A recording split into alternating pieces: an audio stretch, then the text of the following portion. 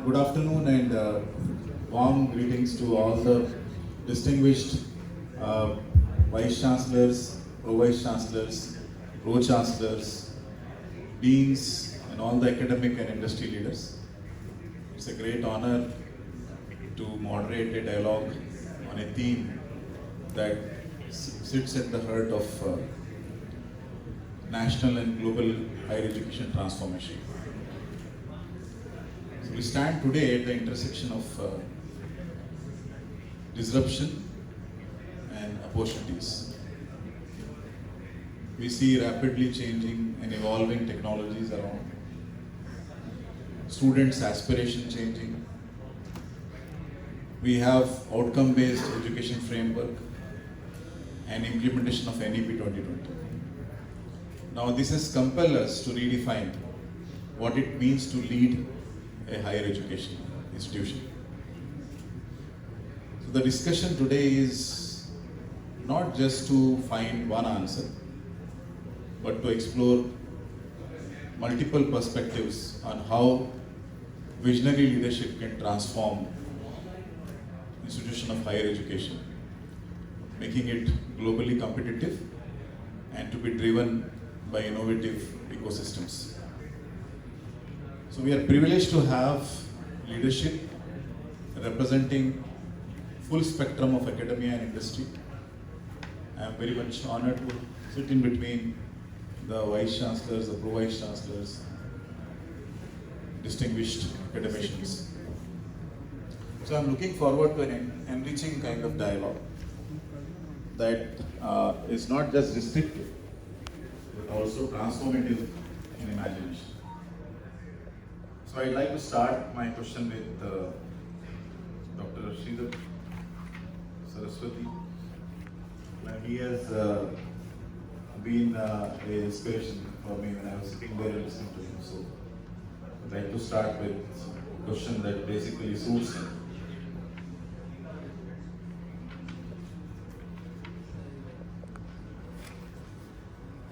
So,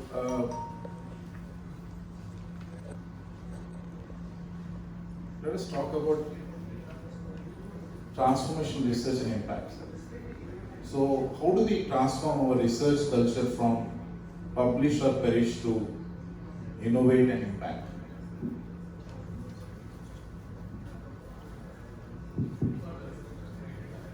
I feel like sitting in first standard and listening to the class teacher to ask questions. And probably the last benchers will always afraid of the teacher whether the question will come to the last bench first. I'm very stubborn teachers. See, of course, honestly speaking, that I have not prepared for any kind of question so far. The first time I am listening the question. Can you repeat it, sir?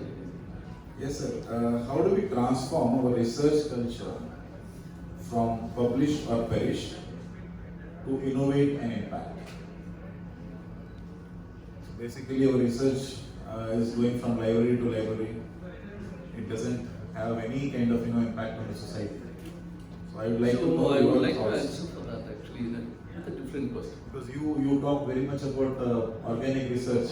Yes. And thesis being published on payment basis. So I thought this question will be relevant to you.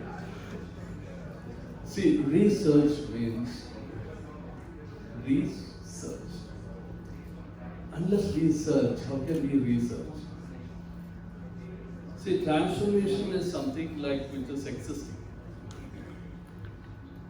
And if something existence, then we can transform it. But if there is no existence, there is no searching at all, we are not ready to search, then there is no research. I just wanted to give a simple example for that. Let us take an research institute. Let us take an example of engineering college because many people are from engineering sector. How many people, how many students have started researching from the first semester onwards? And how many teachers are influencing them to research? And research means it should start from the book. How many of them are reading from the previous experience of the teachers. How many of them are familiar where the exact library is in the college? And if they want something, they will just go to Google and search and find out some answers for that, ready answers, and they come up with certain suggestions. It is not researches, it is suggestions of someone. So I would say that we have to go back to reading habits. We have to cultivate reading habit from the childhood onwards. We have to open our library in all the colleges or universities, etc. They have to cultivate that habit of researching books. Researching books means researching people, different idea, different thought process. Then come to a conclusion that okay, I have read so many books, but I feel that this is not the fact that I need to give you a new fact on this particular domain. That is called a research, from my point of view, my humble service. Yes, so very rightly said, your observations are quite keen and contemplative. Faculty have stopped reading textbooks. They are more on Googling and downloading the non-curated information, and that's very harmful. So, moving on to the next question that is directed to Dr. Kiran Kumar Patil. The question is very specific. If leadership in higher education is no longer about authority but authenticity, what one quality must tomorrow's Vice Chancellor possess to stay relevant in a volatile, uncertain, and tech-driven world?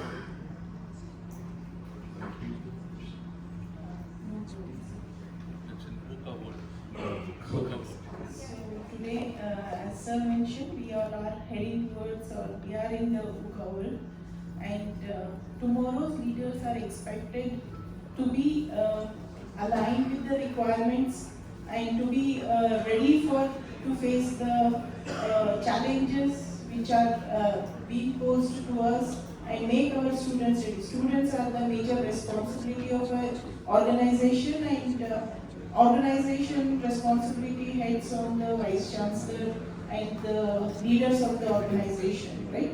So, being the future leaders of organization, one should be a visionary than a manager. So when I say visionary, one should be an architect of an organization, right? So as an architect, they should have a long-term vision how we can shape the future of the students. So maybe it should be a purpose-driven, I believe. So when I say purpose-driven, the first and foremost thing, the purpose of any education system should be to give back to the society, right? So we should nurture students' mindset that they give back to the society and make the society better, make the world better, right? They should be a contributor to SDG goals, 17 goals what we have, which is being given by UN. So UN 17 SDG goals to be contributed by the future ready leaders. So towards that direction, as a leader of an organization, one should be ready, and we should be inculcating the same vision to the subordinates also. So only then it will make a difference. So we should create change makers. So that is the need of the hour. And when we speak about the education should be like a life-saving jacket for a student for next of their lifetime. But today when we say every degree gives them 2 years of safety or 3 years of safety about their job roles, but education should be a lifetime jacket for them in terms of getting literate and empowering them to be a good human and a good citizen first. Then of course job and the placement, all those are derivatives of the education. So all these aspects needs to be taken into consideration by the organization of the leader is what I say, sir. Very aptly answered, madam. Leadership is not just a position, as everybody knows, it's an influence. And the Vice Chancellor should definitely be a visionary. And as you rightly said, even NIRF has included the SDG goals as one of the parameters now. Of course, coming back to research, retraction will lead to negative marking also. Now, coming to the next panelist, Dr. Monit Kapoor, Pro-Vice Chancellor of Amity University, Bengaluru. So I would like to ask you a question related to technology and pedagogy for you, sir. With generative AI coming into full force, simulation-based learning is top of the academia, and hybrid classrooms, thanks to COVID, has taken a bigger share, and it's also emphasized in NEP 2020. So should pedagogical innovation be faculty-driven or leadership-driven? That's one. Good afternoon and warm wishes to everyone for the organization. The question has many components to it, and I would like to first of all bring our focus to the state at which we are as society and as educators, particularly in the generative artificial intelligence. I'll push the clock back a little bit. April 2025 Economic Times. We found a report which was filed over there that generative AI tools have been made free in US for all the students till 2026, till the graduate, which would include deep-end research capabilities. Thereafter, some events happened in our country where we saw that ChatGPT for education, it opened its office in India. At the first instance, they partnered with Coursera and they started something called as OpenAI for education. Thereafter, as we're speaking, 4th November is the date when ChatGPT Go is going to be unleashed to all the students of India for free, as well as for educators. So what does that mean? And it is a prelude to it.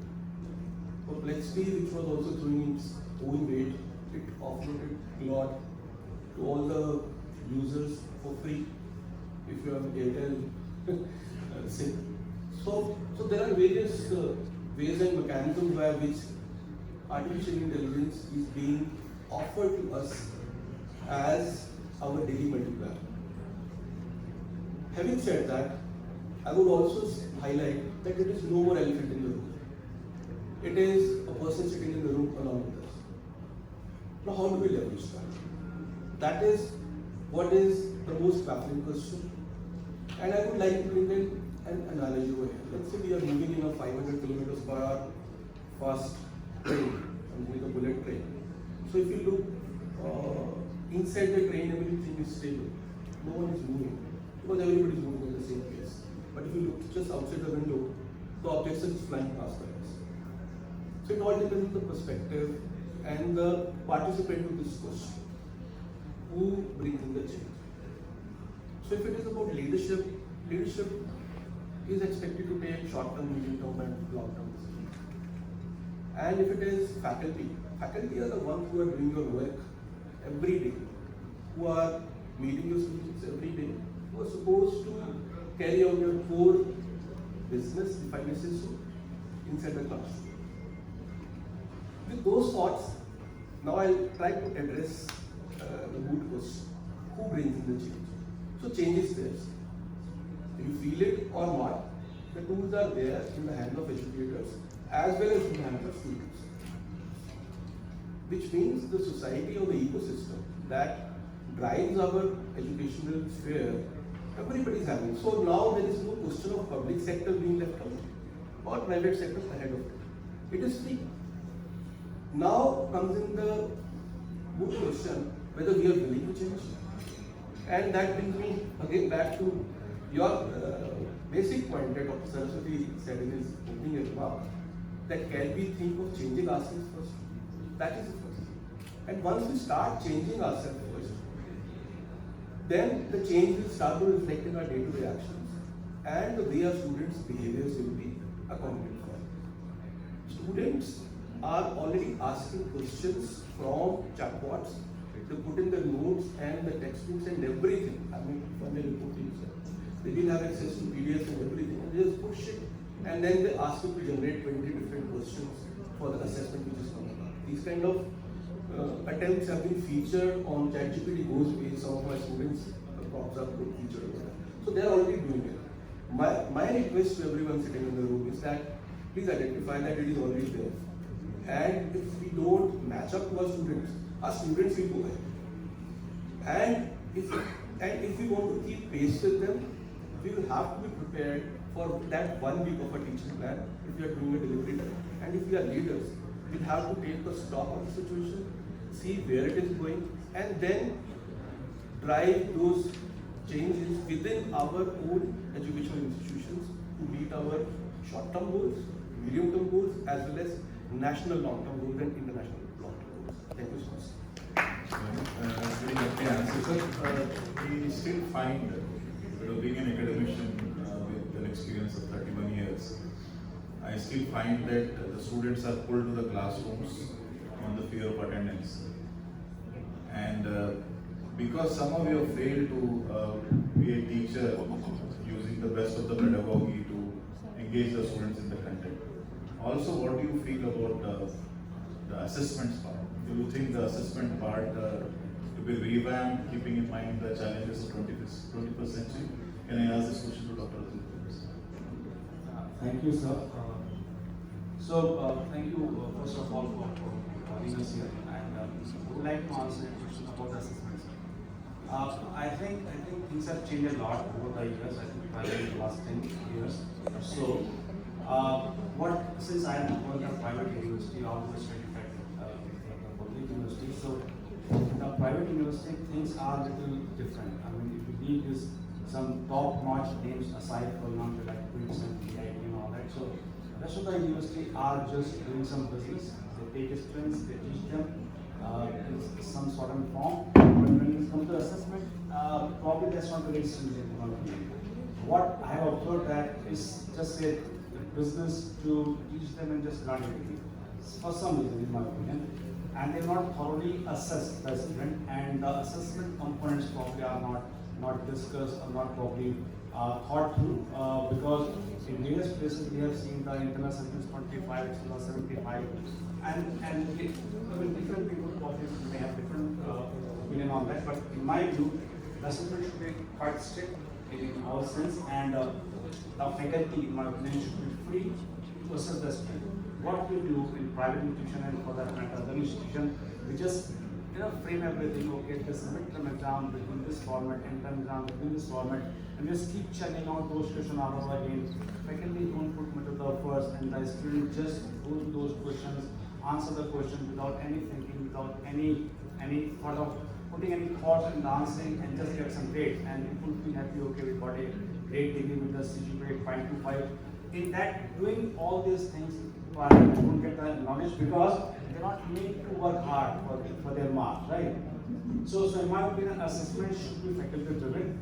Interim exam should be very small. If you ask me, I'll say the faculty should be free to do the assessment for the 100 mark as well, and then give the grades and submit the grades. That's about it. Otherwise, we are not doing the right thing. I mean, because faculty say, okay, we are constrained because it's been a format for the interim exam, mid exam. Flexibility is the key, in my opinion.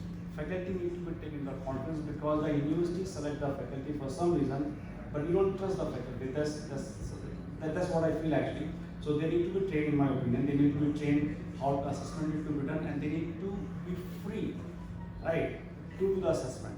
And then once they do the assessment, maybe internal or external, they should be allowed to defend their grades, how much grades are submitting. So we can sort of eliminate some sort of biasness among the faculty. In my opinion, assessment should be done very strictly. Otherwise, what we're going to produce probably will not work.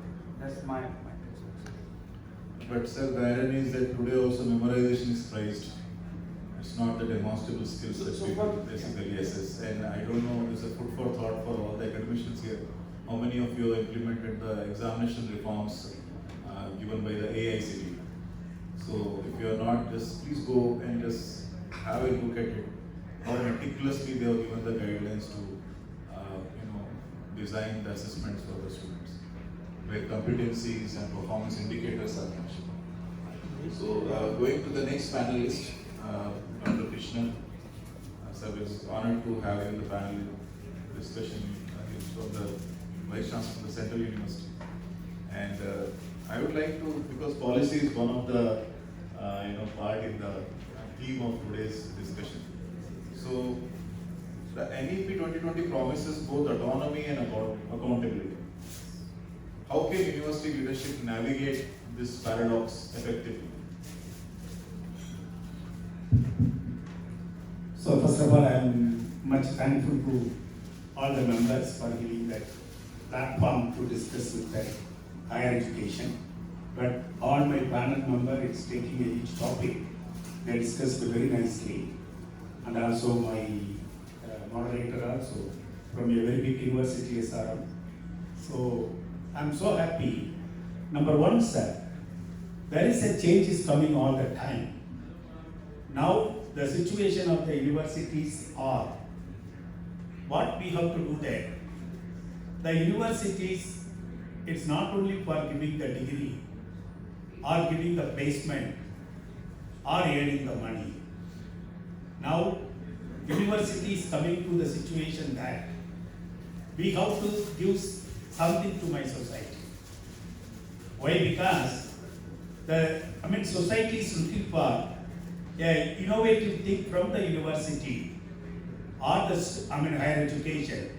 By that they want to have a happy life. So now NEP is coming. I think I can say so many things where the syllabus is going to be changed. Industry collaboration is going to be out. But one thing I want to tell about it, the skill development. Why we have to talk about skill development? I can say, right, I'm briefly taking 2 minutes. I am from a university which is a tip of India, where rather than I am very close to Chennai, I am very close to Sri Lanka. So that's the way the university is there. But the people have given that what you call the land to us, 514 acres, to start the Central University of Tamil Nadu. When I joined as a university, I am looking for how I can change my policy.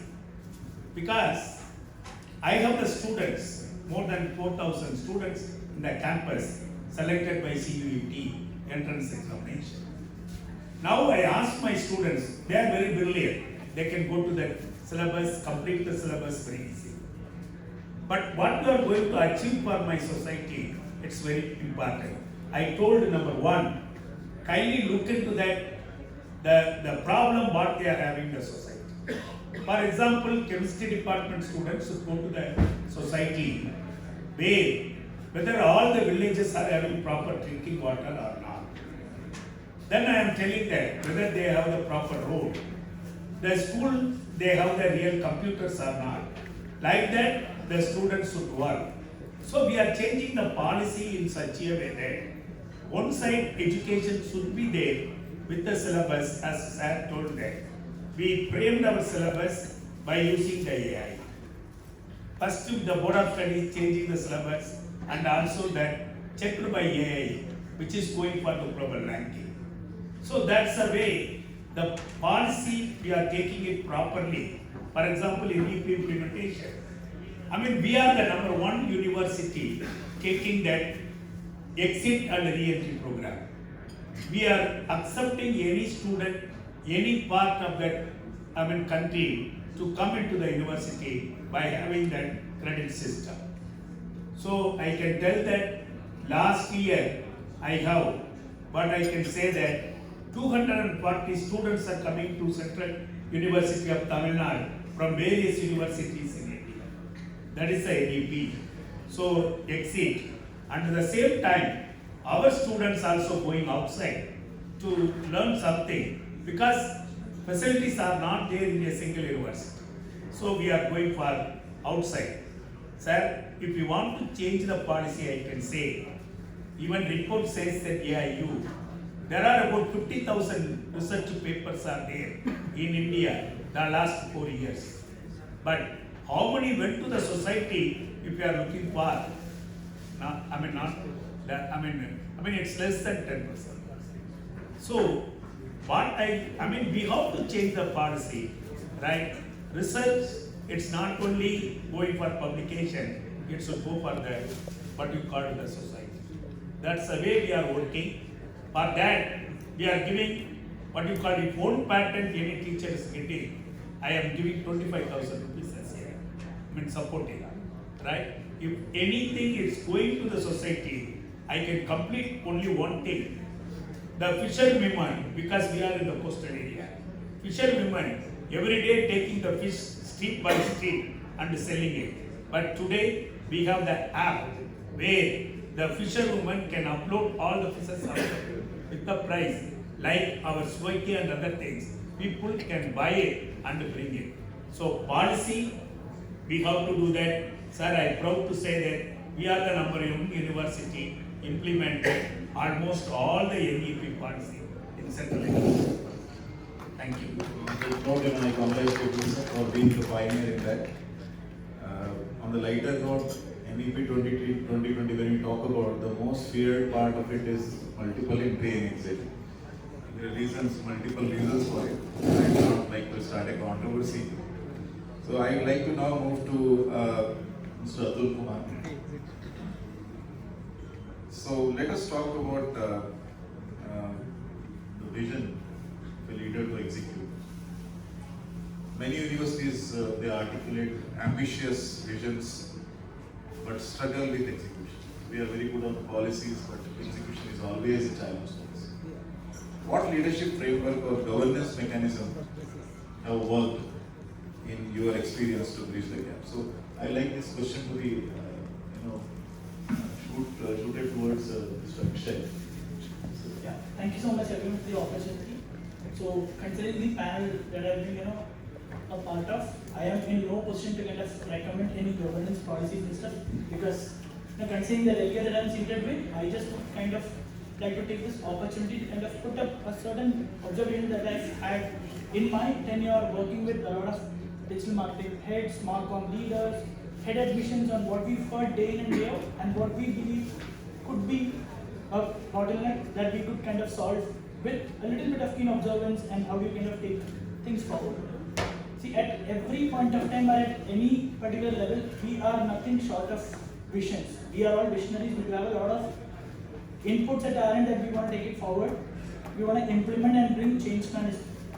But somewhere or the other, I personally believe from the interaction that I've had with a lot of gentlemen that the problem is not with the vision, but it's the lack of an operational backbone to execute the vision. This is kind of a critical question, because in my particular perspective, as a technology enabler for education institutions, the most successful leadership is about bringing change management that becomes transformative. It comes only when technology, leadership, and governance, all the three intersect at one point of time. The old top-down or a 5-year strategic game plan, it does not work anymore. It's too rigid for the market that we are at present today. And two, the data, the trend, and the analytics clearly shows this is what needs to be done in the future. So rather than just looking at assumptions that we have, the focus should be to rely on data and utilize its power to kind of come up or take up decisions. And finally, we have to measure that governance or that particular component. The idea is to operationalize the entire vision through setting smaller KPIs, achievable chunks, and then how do you kind of work day in and day out to kind of achieve the end goal, all while keeping a feedback loop in place so that we need to have the changes to be incorporated day in and day out. Thanks for the comprehensive insight, sir. We have only 6 minutes left. I will have a question that can be taken up by anyone of you. Yeah, please. So, you asked about the vision for years, right? And the execution, some problem. Basically, we are good at policy making, but execution is always a The challenge. policy is not the execution would be flawed, right? So what we talk about the vision, so if you look at the vision of any university, so I've taken few actually. So one is, so most of them are cut and paste, copy and paste. I mean, if you go to any university, this center will be big, small, you know. So they said to become the world class center of excellence. They say, But the vision and mission are not consistent with each I'm other. saying that drafting the formation of the vision is flawed now because institution would be flawed, right? And we don't put a lot of thought in making the vision. So vision is come from either the government, in case of private, come from the management or the VC or who is that. And they do draft a very well drafted and sort of a vision which really means something. It should not be cut and pasted, right? Once you make a vision, it can be executed. So execution is flawed because it's not made well. Now, for example, how to create a vision for the university? People should sit and in my view, to draft a vision, we need 4 things, in my opinion. The number one, the first thing, the education should be looked at, number one. That means education means the teaching of the grad, undergrad, and the research. The second part should be about the faculty, what we want faculty to be. Third is the student, and fourth is the culture. Now, if we discuss on this matter for weeks or weeks, then probably we can come with something tangible as a vision statement. So that's the vision for a university, and we need to have the mission to achieve that vision. We don't do it. We say, okay, this is a vision and there's a mission. We don't know the leg and head of that tail of that thing. So therefore, we struggle. So that's my understanding. Thank you, sir. Thank you, sir. Also, to add on to sir's point, I think each university has to look at their SWOT analysis. They need to do their SWOT analysis, their strength, their opportunities. Based on it, vision and mission could be drafted. I agree. Thank you. Very rightly said, madam, because we have to start with SWOT analysis to derive our vision and mission. Yeah, that's what we are left out with 4 minutes of time.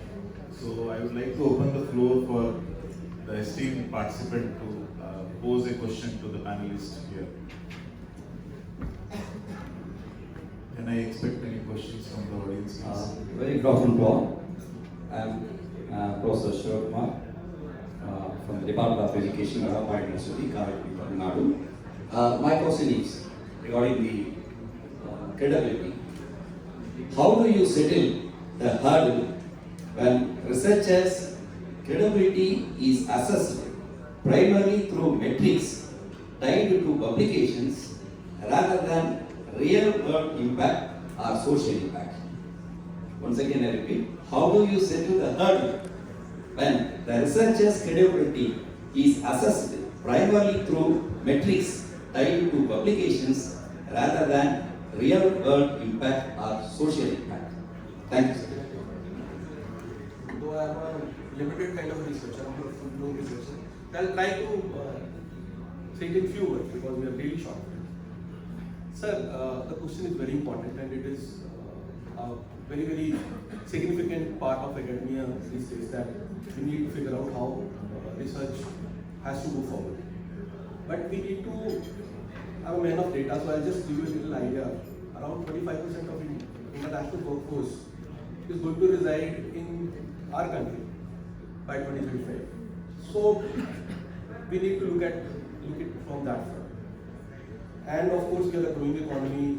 There were some slides in the morning. We'll go to 3 trillion, number 3, number 2, later on maybe number 1.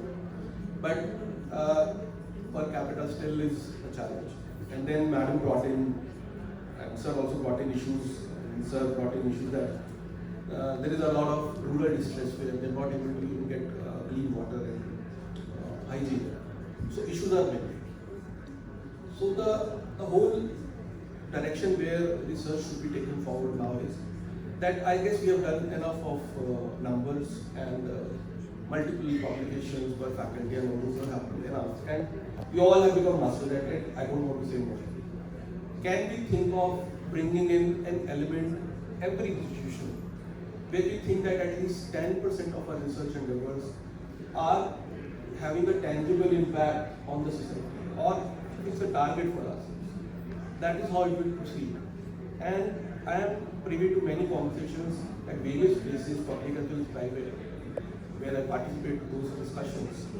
And there is a willingness, and people are thinking about that. So there are 2 demographics to be met.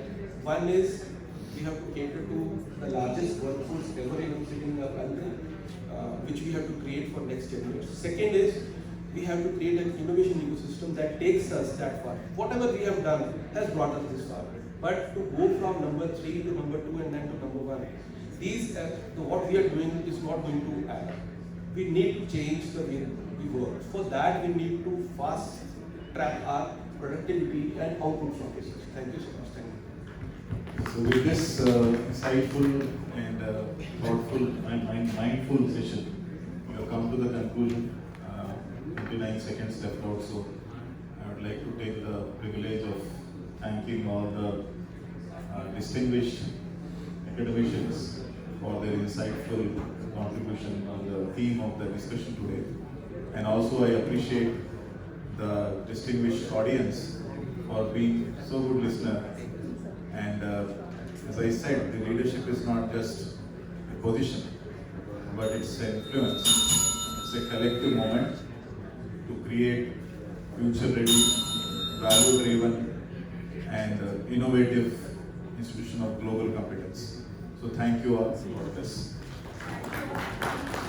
I request all the panelists to stay back. I would like to call upon the CEO of Simple Learn, Bhavish M, and Dr. Saida Nusrat, the founder director of RN Institute, to felicitate our panelists. Starting with our moderator, Professor Dr. MD Samiruddin Khan, the Pro Vice Chancellor of SRM Group of Institutions, Tiruchi, Tamil Nadu. A huge round of applause. What a line it is. Leadership is not just positions, cabins, and buildings. It's how you lead the people, how you impact.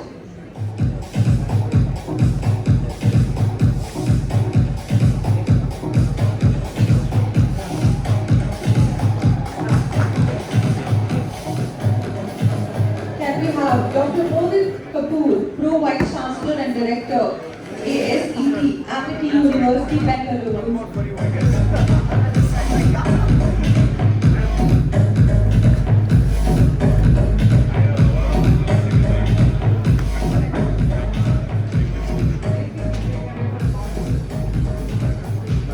Dr. Mohit Kapoor,